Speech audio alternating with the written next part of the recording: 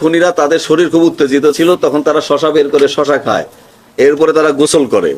বখাটে যুবকরা অনধিকার প্রবেশ করে উনার বাসায় তারা মাদক সেবন করতেছিল বা আড্ডা দিচ্ছিল, আড্ডার পরে মাদক সেবনও করতেছিল। গণপতি স্যার এটা বাধা দেওয়ার কারণে সেই বখাটে যুবকরা পরিকল্পিতভাবে, এবং এরা সবাই একই এলাকার আত্মীয় স্বজন, তারা উনাকে খুন করে। তারা যারা খুনি, এই খুনি মুগ্ধ এবং সিদ্ধার্থ, এরা গণপতি স্যারকে স্যার বলতেন, গণপতি স্যারের নিহত স্ত্রীকে কাকি ডাকতেন। আর মেয়েটার ব্যাপারে কথা হয়েছে, তার সাথে খুব একটা কথা হতো না। ছোট বাচ্চাটাকে তারা প্রিয়ম নামে ডাকতো এবং খেলাধুলা করতো তাদের ছোট ভাইদের সাথে। এরা সবাই একই এলাকার পাশাপাশি এলাকা। আমরা এই খুনি দুইজনেই পেয়েছি, তাদের স্বীকারোক্তি আমাদের দুজনেই অ্যারেস্ট হয়েছে। গ্রেপ্তারটা আমরা আজকে ভোরবেলায় গ্রেপ্তারটা করেছি। আজকে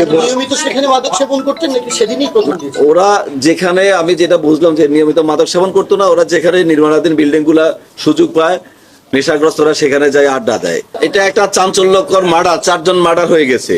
সেখানে আমরা যে কোনো আসামিকে আমরা গ্রেপ্তার দেখানোর ক্ষেত্রে আমরা যথেষ্ট সতর্কতা অবলম্বন করে আমাদেরকে প্রতিটা পদক্ষেপ ফেলতে হবে। এখানে প্রত্যেকটা জিনিস আমরা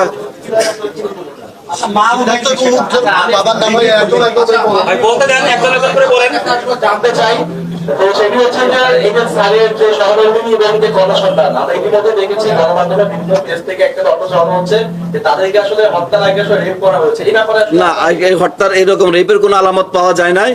আর উনি যেটা বলছে আমরা কিভাবে তাদেরকে শনাক্ত করেছি, আমরা যে বাসায় ঘটনাটা ঘটে সেখানে আমরা ইয়াবা খাওয়ার আলামত পেয়েছি। তখন আমরা সন্দেহ করি যে যারা ঘটনা ঘটিয়েছে, ঘটনার আগে পর হোক তারা ইয়াবা খেয়েছে, খেজুর খেয়েছে। খেজুরটার যে বিচি রয়েছে আমরা সেটা ডিএনএ টেস্টে দিয়েছি।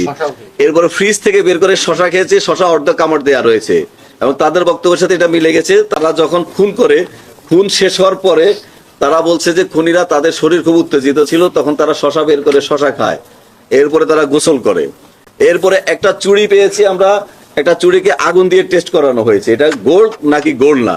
তার মানে যে গোল্ডের ব্যাপারে অভিজ্ঞ সেরকম লোক এখানে জড়িত থাকতে পারে। এইসব তথ্য উপাত্ত বিশ্লেষণ করে আমরা আমাদের কাজে অগ্রগতি হয়েছে এবং আমরা আসামি গ্রেপ্তার করতে সক্ষম হয়েছি। এই যে 2 জন আসামি অ্যারেস্ট হয়েছে, একজন হলো শ্রী মুগ্ধ দাস, পিতা শ্রী কানু দাস। মুগ্ধ দাসের বয়স 23, পিতা কানু দাস, মাতা সেনারানী দাস।